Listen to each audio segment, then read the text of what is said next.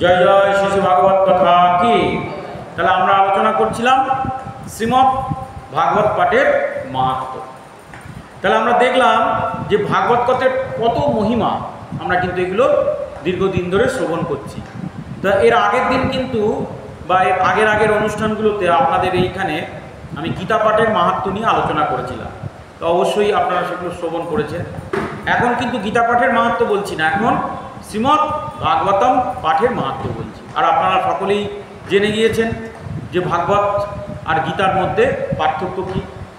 তো তারপরে ভগবান কি বললেন, নিত্যং মম কথা যত্র তত্র তিষ্ঠন্তি বৈষ্ণবা কলিরবাজ্ঝা নারস্তে বৈ যেহ চায়ন্তি সদা মম। ভগবান বলছেন নিত্য মম কথা যত্র, যেখানে নিত্য আমার কথা হয়, অর্থাৎ ভাগবত পাঠ হয় বা ভগবানের কথা আলোচনা হয়, নিত্য মম কথা যত্র তত্র তিষ্ঠন্তি বৈষ্ণবা, সেখানে বৈষ্ণবগণ বাস করেন। বৈষ্ণবগণ করা যারা ভগবান বিষ্ণুর উপাসক, হ্যাঁ, তবে সাধারণ কোনো বৈষ্ণব নয়, একদম শ্রেষ্ঠ বৈষ্ণব, যারা ভগবান বিষ্ণুর উপাসক বা এই বৈষ্ণব ধর্মের প্রতিষ্ঠাতা। আপনারা জানেন যে এই যে বৈষ্ণব ধর্ম বা এই যে ভগবান বিষ্ণুর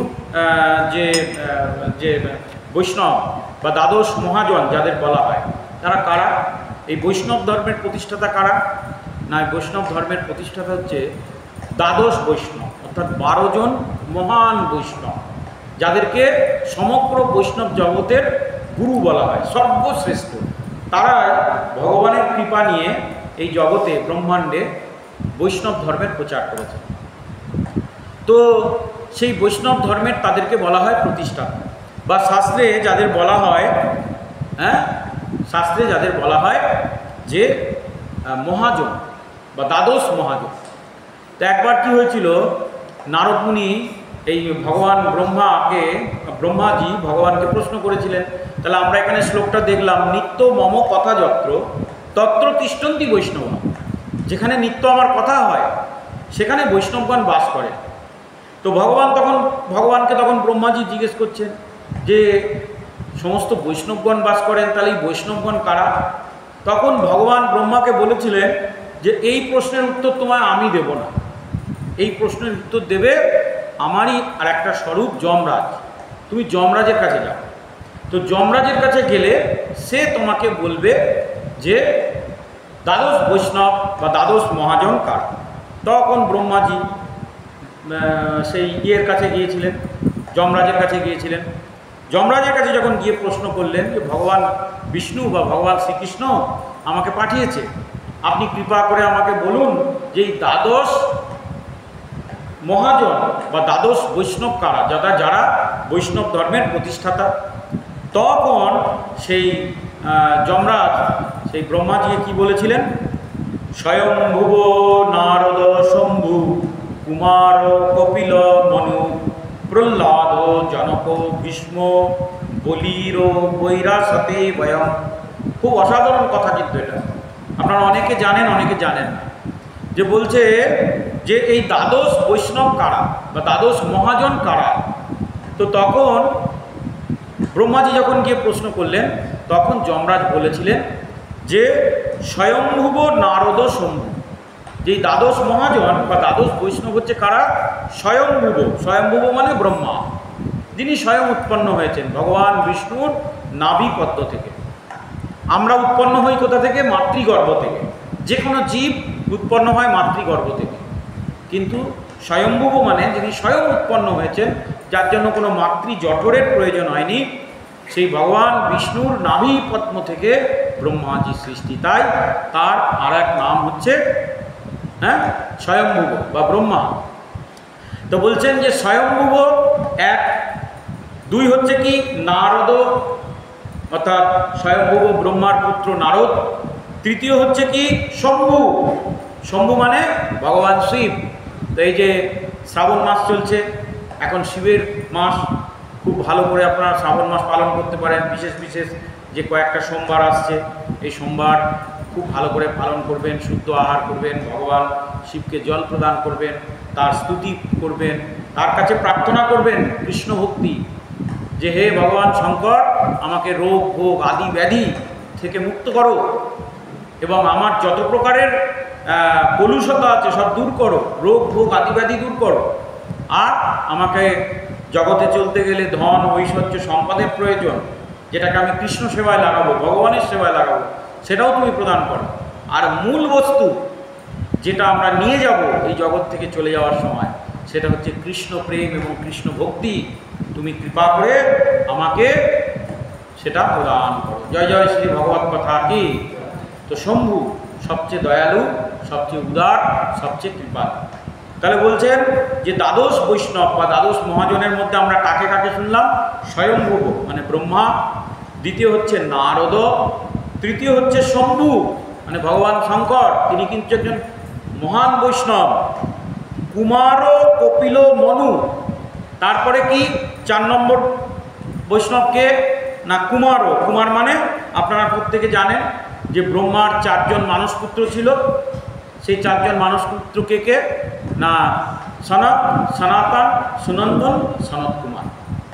সনক, সনাতন, সুনন্দন, সনত কুমার 4 জন পুরো বালক, তারা কখনো বড় হয় না, তারা সবসময় বালক থাকে, একদম জন্ম থেকে মৃত্যু, তাদের কখনো মৃত্যু নেই, তারা হচ্ছে অমর, ভগবানের শ্রেষ্ঠ শুদ্ধ ভক্ত। তো সনক, সনাতন, সুনন্দন, সনত কুমার। তো তার মধ্যেই কুমারও বলতে সনত কুমার হচ্ছেন সেই 4 জনের মধ্যে যিনি সনত কুমার, তিনি হচ্ছেন একজন মহাজন। তাহলে দ্বাদশ বৈষ্ণবের প্রথম আমরা শুনলাম স্বয়ংভুব, দ্বিতীয় নারদ, তৃতীয় শম্ভু, চতুর্থ হচ্ছে কুমার, পঞ্চম হচ্ছে কি কপিল অর্থাৎ কপিল মুনি, ষষ্ঠ হচ্ছে কি মনু, মনু অর্থাৎ মনু মহারাজ। মনু মানে আপনারা জানেন যে 14 জন মনু আছে, সবাই নয়, তার মধ্যে যিনি হচ্ছেন সত্যব্রত মনু। আমি একদম ডিটেলসে আপনাদের বলে দিচ্ছি, খুব ভালো করে মনে রাখবেন। সত্যব্রত মনু, এই সত্যব্রত মনু হচ্ছেন দ্বাদশ মহাজনের একজন। তারপরে কে? প্রহ্লাদ। জয় জয় শ্রী ভগবত কথা কি। ভগবানের পরম শুদ্ধ ভক্ত প্রহ্লাদ, এনারা হচ্ছেন বৈষ্ণব ধর্মের প্রতিষ্ঠাতা বা দ্বাদশ মহাজন। তারপরে কি জনক। জনক মানে রাজা জনক, সীতা দেবীর পিতা, অবশ্য পালিত পিতা রাজা জনক, তিনিও একজন মহান বৈষ্ণব ছিল। তারপরে ভীষ্মদেব। এই শ্লোকটার মধ্যে দেখবেন এদের নাম লেখা আছে, যেটা আমি বারবার উচ্চারণ করছি। শ্লোকটা আবার পড়ছি আপনাদের সকলের মঙ্গলের জন্য। স্বয়ংভুব, নারদ, শম্ভু, কুমার, কপিল, মনু, প্রহ্লাদ, জনক, ভীষ্ম, বলির, পৈরাশত, বয়ম। বলছেন স্বয়ংভুব, নারদ, শম্ভু, কুমার মানে যে সনত কুমার, তারপরে 5 নম্বর হচ্ছে কপিল, 6 নম্বর হচ্ছে মনু মানে সত্যব্রত মনু, 7 নম্বর হচ্ছে প্রহ্লাদ, 8 নম্বর হচ্ছে রাজা জনক, 9 নম্বর হচ্ছে ভীষ্ম, ভীষ্মদেব। তিনিও কিন্তু একজন মহাজন, তিনি একজন সর্বশ্রেষ্ঠ বৈষ্ণব। তারপরে কি হচ্ছে বলি, বলিরাজ, প্রহ্লাদের নাতি সেই বলি, হ্যাঁ বলিরাজ 10 নম্বর। 11 নম্বরকে বৈরাসক। বৈরাসক মানে হচ্ছে ব্যাসদেবের পুত্র সুখদেব গোস্বামী, তিনি হচ্ছেন একজন দ্বাদশ মহাজনের 11 নম্বর মহাজন। আর বৈরাসত লাস্টের শ্লোকে কি লেখা আছে? বয়ম। বয়ম মানে আমি। আমি মানে এখানে আমার কথা বলছি না, আমি মানে শ্লোকটা কে বলছেন? শ্লোকটা বলছেন যমরাজ। তাই 10 নম্বর, 12 নম্বর এবং সর্বশ্রেষ্ঠ বৈষ্ণব হচ্ছেন বয়ম। আবার ভালো করে শুনুন, সেই দ্বাদশ মহাজন কে কে? স্বয়ংভুব, নারদ, শম্ভু, কুমার, কপিল, মনু, প্রহ্লাদ, জনক, ভীষ্ম, বলির, বৈরাশত, বয়ম। তাহলে এই দ্বাদশ মহাজন কে কে? স্বয়ংভুব মানে হচ্ছে ব্রহ্মা, তারপরে হচ্ছে নারদ, তারপরে হচ্ছে শম্ভু, তারপরে হচ্ছে তারপরে হচ্ছে এই কুমার মানে সনত কুমার, তারপরে হচ্ছে কপিল মুনি, তারপরে হচ্ছে মনু মহারাজ মানে হচ্ছে সত্যব্রত মনু, তারপরে হচ্ছে প্রহ্লাদ, তারপরে হচ্ছে রাজা জনক, তারপরে হচ্ছে ভীষ্মদেব, তারপরে হচ্ছে বৈরাসত। অর্থাৎ বৈরাসত মানে আমরা যেটা শ্রবণ করলাম যে ব্যাসদেবের পুত্র সুখদেব গোস্বামী, আর সর্বশেষ এবং সর্বশ্রেষ্ঠ বৈষ্ণবের মধ্যে বললেন বয়ম, অর্থাৎ যমরাজ। জয় জয় শ্রী ভাগবত কথা কি। তো ব্রহ্মাজি যখন এই অবধি শ্রবণ করলেন তখন তার মনের মধ্যে একটা প্রশ্ন জাগে। তিনি যমরাজকে জিজ্ঞেস করলেন যে হে প্রভু, আপনি তো দ্বাদশ মহাজনের কথা বললেন, কিন্তু এই দ্বাদশ মহাজন বা এই যে 12 জন মহান বৈষ্ণব, তাদের মধ্যে শ্রেষ্ঠকে? এই 12 জনের মধ্যে আবার শ্রেষ্ঠকে? তখন ব্রহ্মাজিকে যমরাজ বলেছিলেন যে এই দ্বাদশ অর্থাৎ 12 জনের মধ্যে শ্রেষ্ঠকে শুনে রাখো। নিম্নগানাং যথা গঙ্গা দেবানাং অচ্যুত যথা বৈষ্ণবানাং যথা শম্ভু পুরাণানাং ইদং তথা। আবার ভালো করে শ্রবণ করবেন। কি বললেন? নিম্নগানাং যথা গঙ্গা, অর্থাৎ এই জগতে যত নদী প্রবাহিত হচ্ছে, নিম্নগানাং, জল তো উপর থেকে নিচের দিকে প্রবাহিত হয়, তাই তাকে নিম্নগানাং বলা হচ্ছে। তাহলে এই নিম্নগামী যত নদী আছে তাদের মধ্যে শ্রেষ্ঠ হচ্ছে কি? নিম্নগানাং যথা গঙ্গা, গঙ্গা হচ্ছে সর্বশ্রেষ্ঠ।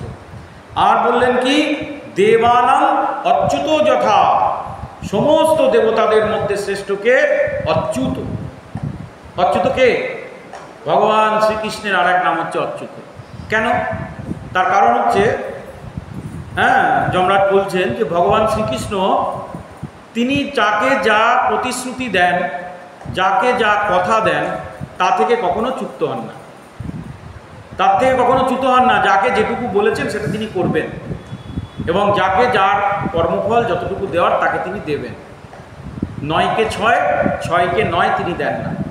যাকে 6 দেওয়ার কথা তাকে 6 দেন, যাকে 9 দেওয়ার কথা তাকে 9 দেন।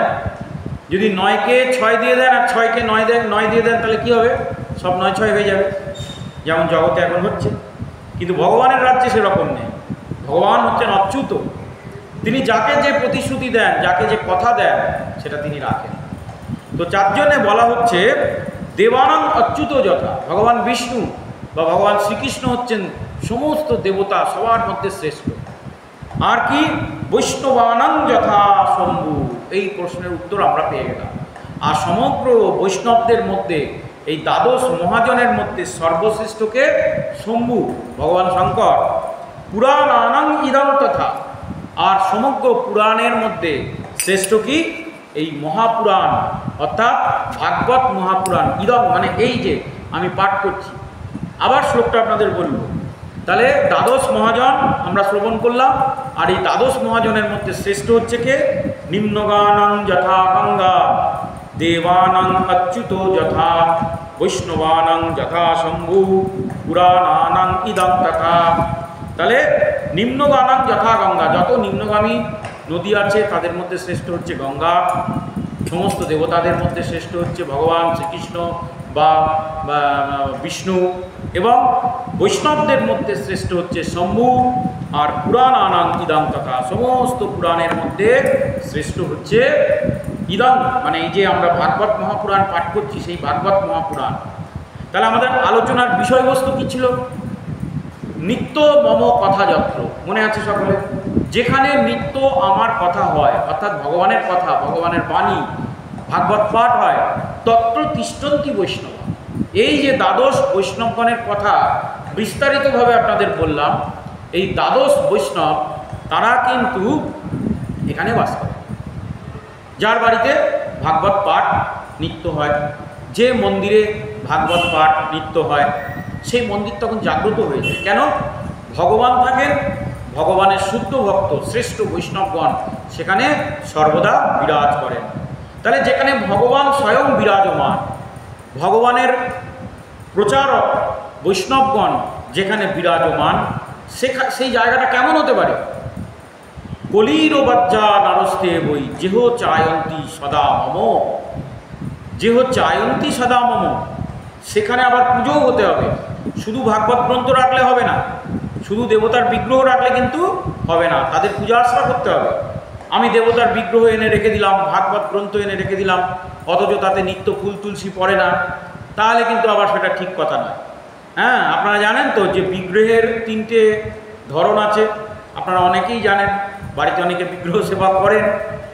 প্রথমে হয় কি আগ্রহ, প্রথমে আগ্রহ, আহা প্রভুর বাড়িতে গিয়ে একটা গোপাল দেখলাম, আমারও একটা ওরকম গোপাল চাই।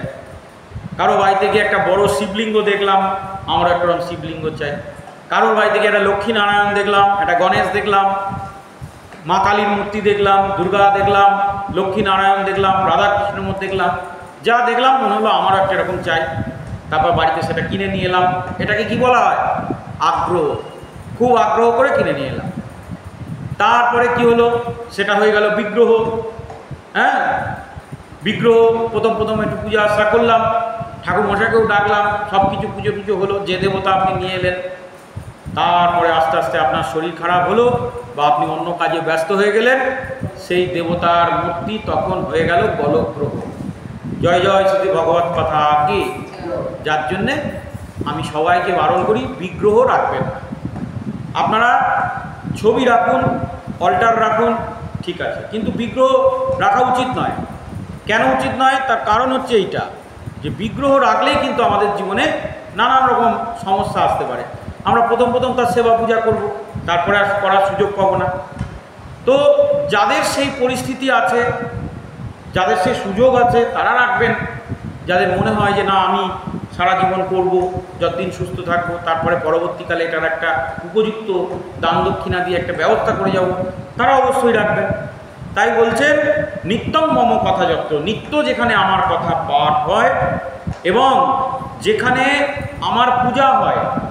অনেক জায়গায় দেখবেন নিত্য পাঠ হয়, পূজার কোনো ব্যবস্থা নেই। আবার অনেক মন্দির আছে সেখানে পূজা হয়, পাঠের ব্যবস্থা নেই। আছে কি না? জগতে অনেক মন্দির আছে, তারা চাইলে ভাগবত পাঠ বা অন্যান্য পাঠের ব্যবস্থা করতে পারে, কিন্তু করবে না। আবার অনেক পাঠের জায়গা আছে যেখানে পাঠ হয়, পুজোর ব্যবস্থা নেই, পুজো আস্ত্রা হয় না। তাহলে ভগবান কি বললেন? দুটোই রাখতে হবে। নিত্য মম কথা যত্র, যেখানে নিত্য আমার কথা হয়, তত্র তিষ্ঠন্তি বৈষ্ণবা, সেখানে বৈষ্ণবগণ থাকেন। যেখানে যেহ চায়ন্তী সদা মম, যেখানে আমার পূজা হয়, নিত্য আমার পাঠ হয়। তাহলে আপনারা এখন যে জায়গাটায় বসে আছেন সেটা কি? সেই জায়গাটা হচ্ছে বৈষ্ণব সম্মেলনী মন্দির, মানিকতলা চালতা বাগান। এখানে আমি দেখছি যে নিত্য আপনাদের ভাগবত কথাও হয়, কোনো না কোনো প্রভু, কোনো না কোনো পাঠক এসে ভাগবত পাঠ করে। আবার নিত্য কিন্তু পূজাও হয়, একদম শুদ্ধ ব্রাহ্মণ ভক্তের দ্বারা আপনাদের পুজো আশ্রা হয়। জয় জয় শ্রী ভাগবত কথা কি। তো সেই জায়গায় ভগবান কি বলছেন? এরকম যদি কোনো জায়গা হয়, কলির বাচ্চা নারস্তে বই, সেখানে কলি বাস করতে পারে না। কলি মানে অধর্ম, কলি মানে হিংসা, কলি মানে রাহাজানি, কলি মানে অপরাধ। হ্যাঁ, যত রকমের অপরাধ এই কলি করায়, বুঝেছেন? আর এই কলি মানুষের বুদ্ধিকে ভ্রষ্ট করে দেয়। আর এটা হচ্ছে কলিযুগ, এই জন্যে কলির প্রভাব সবচেয়ে বেশি, কলির প্রভাব জগতে সবচেয়ে বেশি। তাই কলির প্রভাব সংসারে রয়েছে, যার জন্য সংসারে মানুষের মধ্যে এখন ঈর্ষা, হিংসা, নানান ধরনের গণ্ডগোল, নানা প্রকারের সমস্যা আপনারা দেখতে পাচ্ছেন। আগে এত সমস্যা ছিল না, এত অশান্তি ছিল না। তো কলি যত ঘনীভূত হচ্ছে, কলি মানে কলিযুগ, যত ঘনীভূত হচ্ছে মানুষের মধ্যে সংসারে অশান্তি, ঝগড়া ঝাঁটি, কলহ সব বেড়ে যাচ্ছে। কেন? এটা হচ্ছে যুগের প্রভাব, কলির প্রভাব। আমাদের এই যুগটা কটা যুগে ভাগ করা আছে? সত্য, ত্রেতা, দ্বাপর এবং কলি। সত্য যুগে মানুষ 90% মানুষ ছিল সাত্ত্বিক, ভগবানের ভক্ত, ভগবানের আরাধনা করত। হ্যাঁ, তারপরে এলো ত্রেতা যুগ। ত্রেতা যুগে হয়ে গেল 70-30। তারপরে এলো দ্বাপর যুগ, 50-50। অর্ধেক মানুষ ভগবান বিমুখ, অর্ধেক মানুষ ভগবান মুখী। তা যারা ভগবান বিমুখ ছিল, মহাভারতের যুদ্ধে ভগবান তাদের সব বিনাশ করে দিল। এবার হয়েছে কলিযুগ। কলিযুগে মাত্র 10% মানুষ ভগবানমুখী, ভগবানের কাছে তারা যেতে চায়, সাধুগুরু বৈষ্ণবের কাছে আসতে চায়, ভগবানের কথা শুনতে চায়। আর 90 জন মানুষ ভগবান থেকে দূরে। তারা কি করে এই জড়জগতে আরও ভালো করে খাবো, আরও ভালো করে ইন্দ্রিয় তৃপ্তি করবো, আরও ভালো করে নাচবো, কুদবো, আনন্দ করব, এইভাবে তারা কিন্তু জীবন কাটাতে চাইছে। তো তাদেরকে কলি আরও প্রশ্রয় দিচ্ছে। যে যেটা করতে চাইছে অধর্মের কাজ, তাকে বাড়িয়ে দিচ্ছে, অধর্মের বারবারন্ত হচ্ছে। আর যারা ধর্মপথে আছে, সত্য পথে আছে, সৎ পথে আছে, তাদেরকে কষ্ট দিচ্ছে, তাদের জীবনে খুব একটা ডেভেলপমেন্ট হচ্ছে না। তখন তারা কান্নাকাটি করছে যে প্রভু আমাদের কি হবে, আমরা এত সৎ পথে আছি, আমরা কাজকর্ম করছি, কিন্তু আমাদের বিরাট কিছু করতে পারছি না। আরে আপনি যেটা পারছেন সেটা অনেকেই পারছে না। আপনি যে ধর্মকে ধারণ করে আছেন, আপনি ইহজন্মের কাজ করছেন, পরজন্মেও কাজ আপনার হচ্ছে। আর যারা অধর্ম করে ধন সম্পদ ঐশ্বর্য উৎপন্ন করছে, তারা তো ওগুলো নিয়ে যেতে পারবে না। হ্যাঁ, বরং তারা চলে যাওয়ার পর ওই ধন সম্পদ ঐশ্বর্য যে যেমনভাবে উপভোগ করবে, তার কর্মফল সেই ব্যক্তিকেও ভোগ করতে হবে, অনাদিকাল নরক যন্ত্রণা ভোগ করতে হবে। ধরুন আপনি প্রচুর ঐশ্বর্য রেখে গেলেন, নিজেও ভোগ করলেন, আবার আপনার স্বামী স্ত্রী পুত্র সন্তান আদির জন্য সব রেখে দিয়ে চলে গেলেন, তারা ভোগ করছে। সেই পয়সায় তারা মদ খাচ্ছে, সেই পয়সায় তারা বাড়ে যাচ্ছে, নোংরামি করছে জগতে। তখন খুব ভালো করে মনে রাখবেন, যার উপার্জিত অর্থ দিয়ে এই কার্য হয়েছে, সে তো ধর্মের কার্যে এই অর্থ লাগায়নি, সে তো ধর্মের এই প্রয়োজনে এই অর্থকে ব্যবহার করেনি, তার অর্থ সমাজের কোনো কাজে লাগেনি, যে না দরিদ্র ব্যক্তিকে দান করেছে, অসহায় মানুষের পাশে দাঁড়িয়েছে, তাও নয়। তাহলে সেই অর্থের দ্বারা যখন অপকর্ম হবে, সেই ব্যক্তি যিনি অর্জন করে উপার্জন করে চলে গেলেন, তাকে কিন্তু অনাদিকাল নরক যন্ত্রণা ভোগ করতে হবে। এবং সে যখন যন্ত্রণা ভোগ করবে, পাশাপাশি যিনি এই জগতে রইলেন, তার আত্মীয় স্বজন, বন্ধু বান্ধব, পুত্র সন্তান আদি, তাকেও কষ্ট পেতে হবে।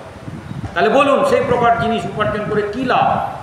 লাভ আছে, আমাদের নিত্য বস্তু নিত্য জিনিসের প্রয়োজন আছে, কিন্তু বুঝতে হবে প্রয়োজনটা কতটুকু। এখন মানুষের কিন্তু চাহিদার শেষ নেই। যার একটা বাড়ি, সে 4টে বাড়ি করতে চাইছে। যে 1 লাখ টাকা কামায়, সে বলছে 2 লাখ কামাবো। যে 2 লাখ কামায়, সে বলছে 2 কোটি কামাবো। ছুটছে মানুষ, শুধু ছুটছে, রাবিং শোল্ডার্স। হ্যাঁ, তো কতক্ষণ আপনি দৌড়বেন? এই করতে করতে করতে করতে ভগবান যখন টপ করে একটা মাথায় ডান্ডা মারছে, তখন সে কাত। তো তাই কথা হচ্ছে যে যার ঘরে ভাগবত পাঠ নিত্য হয়, যার ঘরে সাধু সন্তের আগমন হয়, যার ঘরে সাধু গুরু ব্রাহ্মণ বৈষ্ণবের কৃপা হয়, এবং যেখানে নিত্য আমার পুজো হয়, কলির বাচ্চা নারস্তে বই। খুব ভালো করে মনে রাখবেন, কথাগুলো কে বলছে? ভগবান শ্রীকৃষ্ণ বলছেন। কাকে বলছেন? ব্রহ্মাজিকে বলছেন। তাহলে এর এক বর্ণ মিথ্যে নয়। আর শাস্ত্র থেকে আমি আলোচনা করছি, আমি কিন্তু নিজের মন গড়া কথা একটাও বলছি না, যে না প্রভু আপনি আপনার মন গড়া কথা বলে আমাদের বিভ্রান্ত করছেন, তা তো নয়, সব শাস্ত্রের কথা। তো বলছেন সেখানে কলির প্রভাব থাকতে পারে না, এবং ভগবান বিষ্ণু স্বয়ং সেখানে অবস্থান করেন। আর যেখানে ভগবান অবস্থান করেন, সেখানে কি হয় না, এই যে সমস্ত বৈষ্ণবগণ, তারাও আশীর্বাদ করেন, তারা সেখানে অবস্থান করেন। ভগবানের থেকেও মানে দয়ালু কিন্তু ভগবানের ভক্ত, আপনারা জানেন সেটা। ভগবান যা করতে পারে না, এই ভক্তরা সেই কৃপা করে দিয়ে চলে যায়। তারপরে কি বলছেন? বৈষ্ণবানান্তু শাস্তানি যেহ চায়ন্তি গৃহে নরা সর্ব পাপ বিনির্মুক্তা ভবন্তি সুরবন্দিতা। কি বলছেন? বৈষ্ণবানান্তু শাস্ত্রানি বলছেন বৈষ্ণবদের এই শাস্ত্র, যে শাস্ত্রের কথা বলা হচ্ছে, এটা তো ভগবান বিষ্ণুর কথা আলোচনা হচ্ছে, তো তার জন্য বলা হচ্ছে এটা বৈষ্ণবদের শাস্ত্র। অনেকে বলতে পারেন যে প্রভু আমরা যদি বৈষ্ণব না হই, তাহলে কি এই শাস্ত্র পাঠ করতে পারবো? যদি আমি শাক্ত হই বা শৈব হই, বা যদি আমি অন্য কোনো গানপত্য হই বা সৌর হই, ভগবানের গ্রন্থ সবাই পাঠ করতে পারেন, এবং ভগবানের এই গ্রন্থ সবাই রাখতে পারেন, কিন্তু কি কন্ডিশন যেটা বললাম, আপনাকে পাঠ করতে হবে, পুজো করতে হবে, তাকে উপযুক্ত সম্মান দিয়ে রাখতে হবে। তো বৈষ্ণবানান্তু শাস্ত্রানি, বৈষ্ণবদের এই শাস্ত্রগ্রন্থ যেহ চায়ন্তি গৃহে নরা, যে মনুষ্যের গৃহে নিত্য অবস্থান করে, যিনি পূজা করেন, সর্ব পাপ বিনির্মুক্তা ভবন্তি সুরবন্দিতা, তিনি সমস্ত প্রকার পাপ থেকে মুক্ত হয়ে সুরবন্দিতা। সুরবন্দিতা মানে যেসব দেবতাদের আমরা পুজো করছি, যে সমস্ত দেবতাদের আমরা পুজো করছি, আমরা সমস্ত দেবদেবতাদের পুজো করি। যখন আমাদের লক্ষ্মীর ধনের প্রয়োজন হয়, তখন আমরা লক্ষ্মীর পুজো করি। যখন আমাদের রোগ ভোগ আদি ব্যাধি কষ্ট দেয়, তখন আমরা শিবজির পুজো করি। যখন আমাদের গ্রহ নক্ষত্রের সমস্যা হয় তখন আমরা হনুমানজির পুজো করি। হ্যাঁ, যখন আমাদের ঘরে পুত্র সন্তান হয়েছে দেখবেন কার্তিক ফেলে দিয়ে চলে যায়, হ্যাঁ, তখন আমরা কার্তিকের পুজো করি, যাতে আমার পুত্র সন্তান সেই কার্তিকের মতো ঐশ্বর্যশালী, বীর্যবান এবং শক্তিশালী হয়। জয় জয় শ্রী ভগবত কথা কি। হ্যাঁ, আবার কেউ ইন্দ্র পুজো করে, অন্যান্য দেবদেবতার পুজো করে। তো বলছেন সর্বপাপ বিনির্মুক্তা, যার দিয়ে ভাগবত গ্রন্থ থাকে, যিনি নিত্য ভাগবত পূজা করেন, পাঠ করেন, তার কি না তিনি সমস্ত পাপ থেকে মুক্ত হয়ে ভবন্তী সুরবন্দিতা, দেবতাদের বন্দনা করেন, মানে দেবতারা তার বন্দনা করে। বুঝতে পারছেন? আমরা যাই দেবতাদের কাছে যে হে প্রভু আমাকে কৃপা করুন, আর দেবতারা সেই ব্যক্তির কাছে আসে যে ব্যক্তির দিয়ে ভাগবত থাকে, যিনি নিত্য ভাগবত পাঠ করেন বা শ্রবণ করেন বা ভাগবতের পূজা করেন, দেবতারা তার বন্দনা করে, দেবলোকে তার পূজা হয়। যে বাবা এই কলিযুগে এইরকম একটা জায়গা আছে, সেই জায়গায় একজন ভগবানের পরম ভক্ত থাকে, দেবতারা তার ওখান থেকে কৃপা করবার জন্য ব্যস্ত হয়ে যায়। আমরা দেবতাদের পিছনে ছুটে বেড়াই, দেবতারা তখন তার পিছনে ছুটে। ভক্তের এত মাহাত্ম্য। জয় জয় শ্রী ভগবত কথা কি। যেহ চায়ন্তি গৃহে নিত্যং শাস্ত্রং ভগবত কলৌ আস্ফুটায়ন্তি বলগান্তি তেষাং প্রীতি ভবাম মহাম। ভগবান তারপরে কি বলছেন? যেহ চায়ন্তি গৃহে নিত্যং, তো যিনি নিত্য এই ভাগবতের পূজা করেন, শাস্ত্রং ভগবত কলৌ, কলিযুগে নিত্য ভাগবত পাঠ করেন, হে ব্রহ্মাজি তার জন্য একটা বিরাট সুসংবাদ আছে। বলবো সেই সুসংবাদটা? তাহলে উচ্চস্বরে বলুন, হরে কৃষ্ণ হরে কৃষ্ণ কৃষ্ণ কৃষ্ণ হরে হরে হরে রাম হরে রাম রাম রাম হরে হরে। জয় জয় শ্রী ভাগবত কথা কি। তো ভগবান বললেন যার গৃহে নিত্য ভাগবত পাঠ হয়, ভাগবত পূজা হয়, দেবতাদের পুজো হয়, এই কলিযুগে সেই ব্যক্তি আস্ফুটায়ন্তি বলগান্তি তেষাং প্রীতি ভবামহম, আমি তার উপর অত্যন্ত সন্তুষ্ট থাকি। তেষাং প্রীতি ভবামহম, আমি তার প্রতি অত্যন্ত সন্তুষ্ট হই। এবং আস্ফুটায়ন্তি বলগান্তি, আস্ফুটায়ন্তি মানে সেই ব্যক্তি সর্বদা আনন্দে থাকে, আর বলগান্তি মানে হচ্ছে সে নির্ভয়ে থাকে। তাহলে দেখুন আমাদের জীবনের সবচেয়ে বড় সমস্যা কি?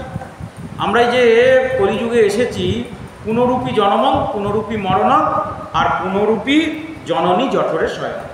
আমরা বারবার কোনো বাবা মা গর্ভে জন্মগ্রহণ করে কিন্তু আমরা বারবার জন্মাচ্ছি, বারবার মৃত্যু লাভ করছি। আবার যার জন্ম হচ্ছে তার আবার মৃত্যু হচ্ছে, যার মৃত্যু হচ্ছে সে আবার জন্মগ্রহণ করছে। পুনরূপী জন্ম পুনরূপী মরণ। আর এই জড়জগতের সবচেয়ে ভয়ঙ্কর ব্যাপার কি? যে আমরা কি নিয়ে ব্যস্ত আছি? আহার, নিদ্রা, ভয় আর মৈথুন।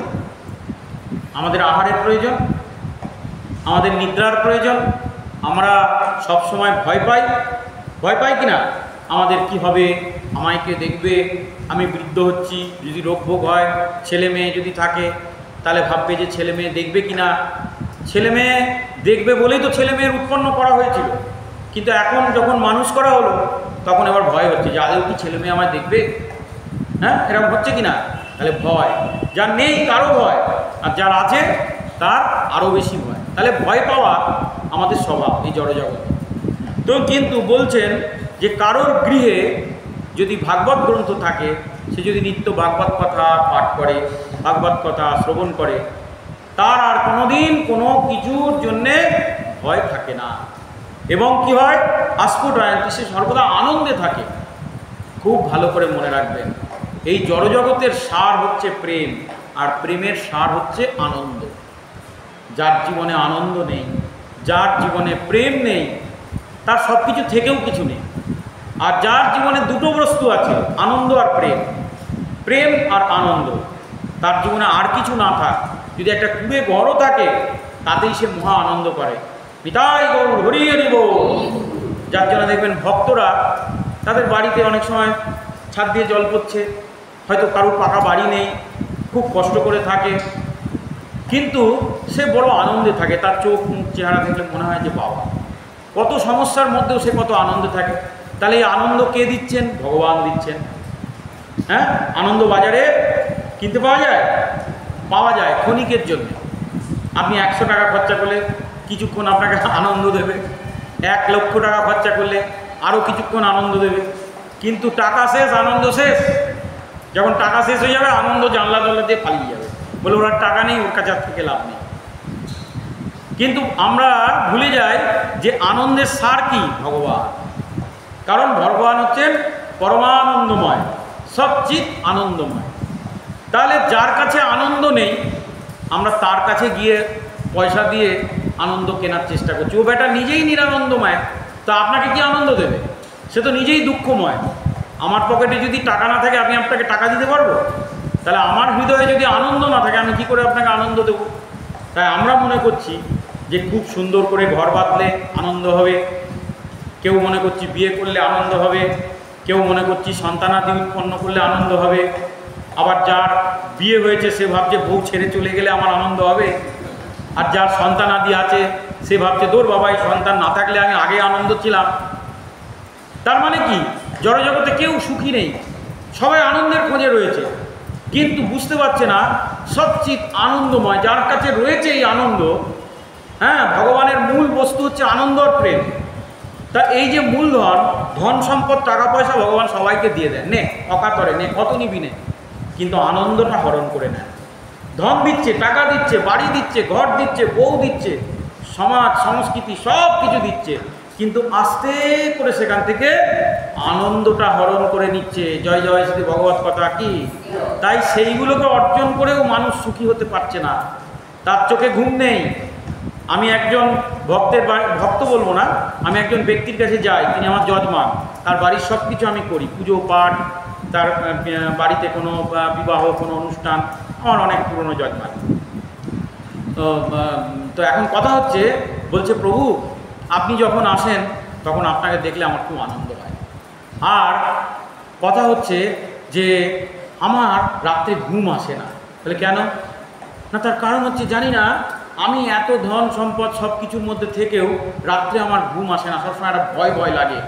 আমি যখন ঘুম থেকে উঠি দেখি আমার কাজের লোকেরা ঘুমোচ্ছে না ডেকে, বাড়ির কুকুরটাও ঘুমোচ্ছে, কাজের লোক ঘুমোচ্ছে, বাড়ির কুকুর ঘুমোচ্ছে, কিন্তু বাড়ির মালিক ঘুমোতে পারছে না। কেন? ভয়। আর এই সংসার জীবনে সবচেয়ে বেশি প্রয়োজন আনন্দ, আমার কাছে আনন্দ নেই, এটাই বাস্তব কথা। আপনারা যাদের দেখছেন বাজারে ঘুরে বেড়াচ্ছে হাসি হাসি মুখ করে, কারোর মনে আনন্দ নেই। আপনি জিজ্ঞেস করবেন দাদা আপনি কেমন আছেন, বাংলায় বলবে না, ইংরেজিতে বলবে ইটস অল রাইট, হ্যাঁ ভালো আছি। মনে মনে ভাবছে ভালো আর কোথায় আছি, এই তো কিস্তি খেয়ে বাড়ি থেকে বেরোলাম। ভালো নেই, কেউ ভালো নেই, কারণ এটা তো দুঃখালয় মশাশ্বতম পদম পদম তদ্বিপদম। এই দুঃখময় জগতে কে ভালো থাকতে পারে? একমাত্র ভগবানের ভক্ত, ভগবানের শ্রেষ্ঠ শুদ্ধ ভক্ত বা তার যারা সঙ্গ করে তারা ভালো থাকতে পারে। তাই ভগবান বলছেন যেহ চায়ন্তি গৃহে নিত্যং শাস্ত্রং ভগবতং কলৌ আস্ফুটায়ন্তি বলগান্তি তেষাং প্রীত ভবামহ। তাই জড়জগতে যে ব্যক্তির ঘরে নিত্য ভাগবত পাঠ হয়, নিত্য ভাগবত কথা, নিত্য নিত্য শ্রবণ করানো হয়, তিনি একমাত্র, বা আমার পূজা হয়, তিনি একমাত্র পরম আনন্দে থাকেন এবং তেষাং প্রীতি ভবামহ, তিনি আনন্দ থাকেন, তিনি নির্ভয় থাকেন। আর ভগবান বলছেন আমিও তার প্রতি অত্যন্ত প্রীত হই। জয় জয় শ্রী ভগবত কথা কি? আর একটা শ্লোক পাঠ করে আজকের অনুষ্ঠান আমরা বিরাম দেব। কি বলছেন? জগদ্দিনানি হে পুত্র শাস্ত্রং ভগবতং গৃহে তাবৎ পিবন্তি পিতরৌ ক্ষীরং সর্পি মধুদকম। ভগবান স্বয়ং বলছেন ব্রহ্মাজিকে, বলছে জগদ্দিনানি হে পুত্র, হে আমার পুত্র ব্রহ্মা, জগদ্দিনানি যতদিন পর্যন্ত, শাস্ত্রং ভাগবতং গৃহে কোনো ব্যক্তির গৃহে এই ভাগবত শাস্ত্র রূপে আমি বিরাজ করি, অর্থাৎ যেখানে আমার এই ভাগবত গ্রন্থ যে ব্যক্তির গৃহে থাকে, তাবৎ পিবন্তি পিতর, ততদিন পর্যন্ত, যতদিন এই গ্রন্থ ঘরে থাকবে, হ্যাঁ, তাবৎ পিবন্তি পিতর, তার পিতৃপুরুষগণ, ক্ষীর সর্পি মধুদকম, পিতৃপুরুষগণ যারা আমাদের পূর্বপুরুষ, যারা এই জগৎ ছেড়ে চলে গিয়েছেন, তারা যে লোকেই থাকুন না কেন, স্বর্গলোকে থাকুন, মর্তলোকে থাকুন, বা নরকে থাকুন, বা বৈকুণ্ঠে থাকুন, যদি ভাগবত গ্রন্থ কারোর গৃহে থাকে, বলছে আমি সেই পিতৃলোক, তাদের পিতৃপুরুষদের জন্যে আমি ক্ষীর, দধি, ঘৃত, সমস্ত উৎকৃষ্ট পানীয়ের ব্যবস্থা করি। কারণ পিতৃদোষ, যদি আপনাদের কুলে আপনারা খুব কষ্ট পাচ্ছেন, জানতে হবে আপনার পিতৃপুরুষেরা কষ্ট পাচ্ছে। তো পিতৃকুল ঠিকমতো শ্রাদ্ধ আদি ক্রিয়া হয় না, অনেক সময় মানুষ শ্রাদ্ধ আদি ক্রিয়াতে কার্পণ্য করে, হ্যাঁ, ঠিকমতো ব্রাহ্মণদের অনেক সময় দান দক্ষিণা দেওয়া হয় না, অনেক সময় কোনো কার্যে বাধা বিঘ্ন থাকে, যেই কার্যগুলো আমাদের করা দরকার, বৈদিক অনুষ্ঠান রীতি রেওয়াজ, সেগুলো আমরা অনেক সময় করি না। তার ফলে আমাদের কুলে পিতৃপুরুষেরা অনেক সময় অভুক্ত থাকে, তারা কষ্ট পায় মৃত্যুর পর। তো তখন সেই কষ্ট কিন্তু আবার আমাদের কাছে ঘুরে আসে। তো তার জন্যে ভগবান একটা খুব সুন্দর বিধান দিয়েছেন, বলছেন যাবদ্দিনানি হে পুত্র, যতদিন পর্যন্ত হে আমার পুত্র ব্রহ্মা এই ভাগবত গ্রন্থ কারোর গৃহে রাখা থাকে, ততদিন পর্যন্ত আমি সেই পিতৃপুরুষদের ক্ষীর, ননি, মাখন, দধি সব কিছু পানীয়ের ব্যবস্থা করি। জয় জয় শ্রী ভাগবত কথা কি। তো আজকের ভাগবতী কথা আমরা এখানেই বিরাম দিলাম। এবার একটু নাম সংকীর্তন করে আমাদের অনুষ্ঠান সমাপ্ত করব। সকলে ভালো থাকবেন, সকলের মঙ্গল হোক। আর অবশ্যই আপনারা এই ইউটিউব চ্যানেলটি সাবস্ক্রাইব করবেন, লাইক, শেয়ার, কমেন্টস দেবেন, এবং ফেসবুকেও আমার অনুষ্ঠান এখন দিচ্ছি, আপনারা সেই অনুষ্ঠানগুলো শ্রবণ করবেন। আজকের মতো বিরাম দিচ্ছি, আবার দেখা হবে আগামীতে। হরে কৃষ্ণ।